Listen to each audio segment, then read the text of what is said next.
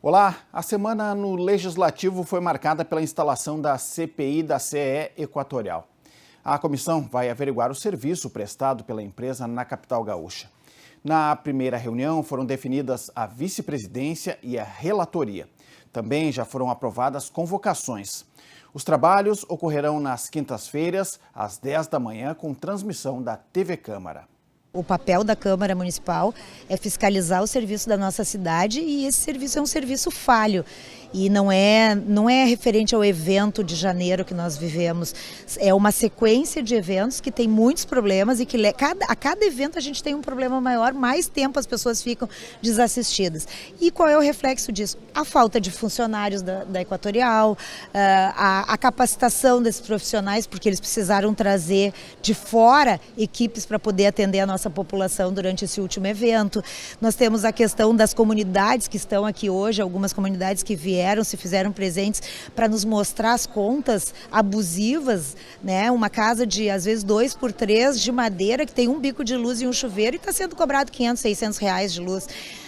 A colocação dos postes nas ruas sem um acordo e uma concordância com a Secretaria, com o DEMAI, e eles acabam perfurando muitas vezes a nossa rede pluvial, cloacal e trazendo um prejuízo gigante para essa comunidade e tantas outras coisas que vêm acontecendo. Então o município não pode se calar, nós somos hoje o maior cliente da Equatorial e como o papel da Câmara de Vereadores é fiscalizar o serviço prestado para a cidade. O que diz respeito à concessão, à privatização, ao contrato federal ou estadual, isso não nos diz respeito. Nós queremos saber o regramento que tem para Porto Alegre e que não está sendo cumprido. Mas que não resta dúvida de que é preciso de uma CPI, de que a gente precisa ouvir todos os entes envolvidos e fazer jus ao que aconteceu aqui.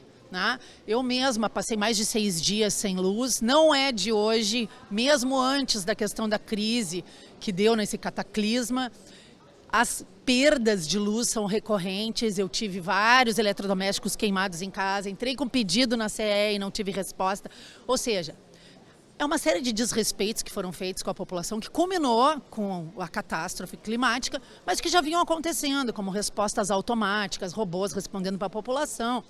E a própria solicitação que nós fizemos aqui na Câmara de Vereadores, há uns 2, 3 meses atrás, dirigida às agências reguladoras, na qual nós ainda não obtivemos resposta. Então é preciso trazer esses entes todos, essas instituições aqui para dentro, para que eles deem a resposta para os representantes do povo, que são os vereadores, e que a gente consiga aí descobrir como melhorar o serviço, e como responsabilizar em caso deles não conseguirem responder, O relator tem como papel montar o plano de trabalho, que é a coluna vertebral de toda a CPI, mostrando ali os ritos, a legalidade, decidindo ali, mostrando as pautas de o que será ouvido primeiro, fazendo um calendário das testemunhas, exigindo a entrega de documentação com prazos delimitados, ou seja, semana que vem nós vamos apresentar o plano de trabalho, que deve conter, sim, como vai ser conduzida a CPI, o calendário desses 11 que já foram feitos o requerimento e aprovados por toda a comissão e já conduzindo a CPI para resolutividade. Nesta semana, as comissões também retomaram os trabalhos. Na de Educação, o secretário da pasta apresentou o plano de volta às aulas e respondeu questionamentos sobre estrutura das escolas e vagas na educação infantil. E dessas 3.077, quais estratégias estamos utilizando? Pode passar a seguinte. Deste processo de municipalização iniciado com o Estado, são 3 escolas que a gente está fechando agora e eu pretendo, ao longo do primeiro semestre, então, criar as condições para oferecer no segundo semestre mais 170 vagas nesse processo. Nós estamos ampliando, e agradeço as sugestões que vieram em algumas reuniões aqui, reclamando do fato de que o programa Voa Escola só atende ensino fundamental, não atende educação infantil, então já aprovamos, e a documentação já está pronta para ser autorizado, o Voa Escolinha, que seria oferecer também o transporte para as famílias da educação infantil, que eventualmente têm vagas além de 2 quilômetros da sua residência. E conseguimos identificar cerca de 400 vagas possíveis de serem atendidas nesse caso. São famílias que teriam alternativa de vaga acima de 2 quilômetros da sua casa e que atualmente não utilizam porque não tem o voo escola e tem dificuldade de pegar o ônibus, o transporte para poder levar. Então, estamos ampliando e acredito que podemos oferecer mais 400 vagas nesse processo.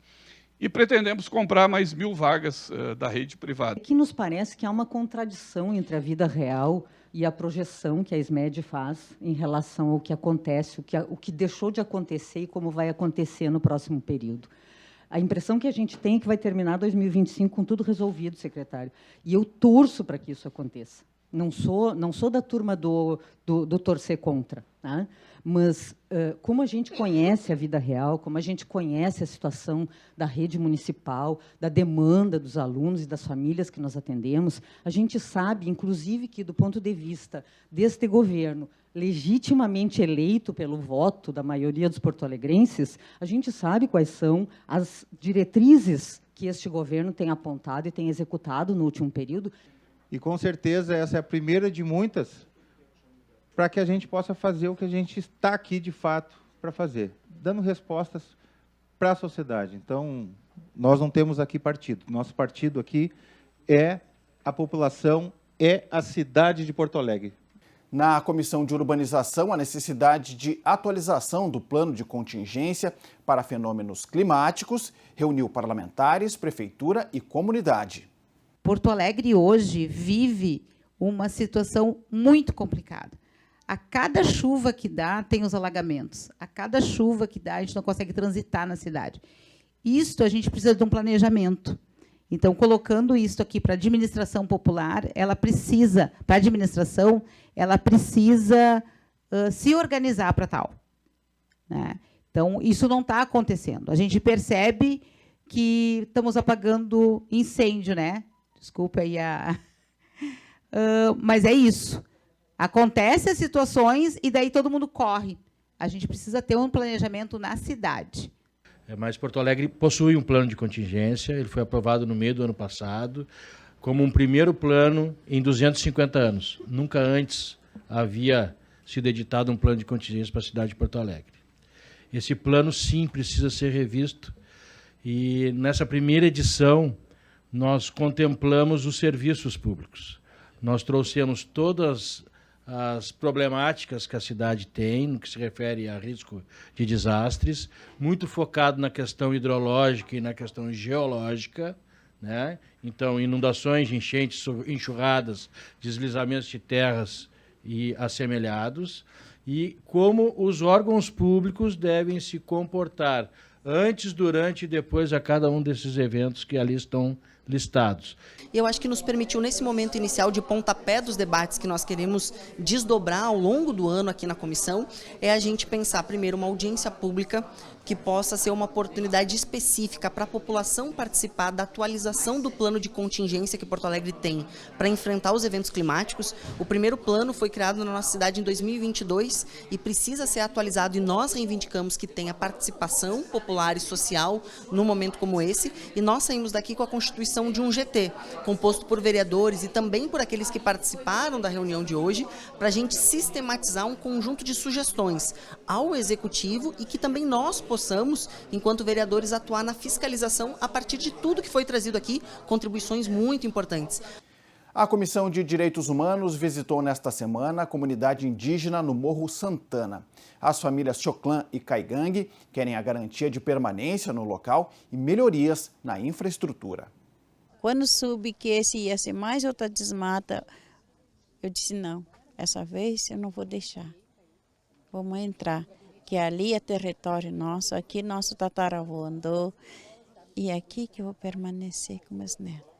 E cuidando a água, não só para mim, não só para o meu povo, é para geração, e para outros povos também, que vão precisar e estão precisando. Na verdade, nós vamos aproveitar essa oportunidade que tivemos aqui.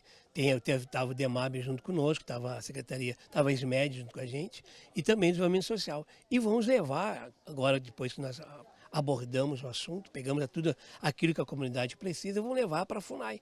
Né, o encaminhamento, vão dar o encaminhamento para a FUNAI, para que eles também venham trazer o apoio daquilo que eles podem fazer para manter os povos indígenas aqui, porque é a casa deles, é o ambiente deles, e é injusto que isso venha acontecer de tirar isso daqui desse local. Nós conseguimos passar a seguinte tese, que nós vamos trabalhar emergencialmente, ou seja, nós não podemos esperar o fim da questão judicial, porque a necessidade deles é muito grande. Então eles precisam de caixa d'água, eles precisam de tijolos, eles precisam de telhas, eles precisam de professor ou professor bilíngue, eles necessitam de canos, quer dizer, e tudo isso nós vamos tentar viabilizar imediatamente. Do meu ponto de vista, os órgãos federais, principalmente federais, estaduais e municipais, nós somos um município, têm responsabilidade sim em viabilizar a permanência dessa etnia caigangue e xoclengue aqui no Morro Santana. Na Comissão de Saúde, o assunto foi a situação da dengue na capital. E nós precisamos ter Porto Alegre preparada para isso. Então é importante que a Comissão de Saúde debate esse assunto e faça encaminhamentos importantes. Fornecimento de repelente, fornecimento de testagem, aderir ao programa do governo federal para poder conseguir a vacina e que todos possam ter a vacina, né? Idosos, crianças, enfim. Há uma enorme preocupação nesse sentido. Então o governo tem que estar atuante nesse aspecto de esclarecer a sociedade e poder aderir aos programas de tudo que é possível para nós combatermos o mosquito da dengue aqui em Porto Alegre. Ainda sobre a dengue, na sessão de segunda-feira, o secretário da Saúde, Fernando Ritter, falou aos parlamentares e afirmou que a doença não se agravou em Porto Alegre graças a um plano de contingência do município, mas pediu o apoio da população para conter o avanço do Aedes aegypti. Se a gente tivesse um grande apoio das pessoas de olharem para dentro dos seus terrenos, muitas vezes as pessoas elas ficam preocupadas em olhar o terreno do vizinho, mas dentro de sua casa, os pequenos recipientes, o plantinho da planta, o potinho da planta, o potinho da comida do cachorro que fica no tempo, a garrafa virada para cima, pneus, restos de materiais plásticos, obras, caliça.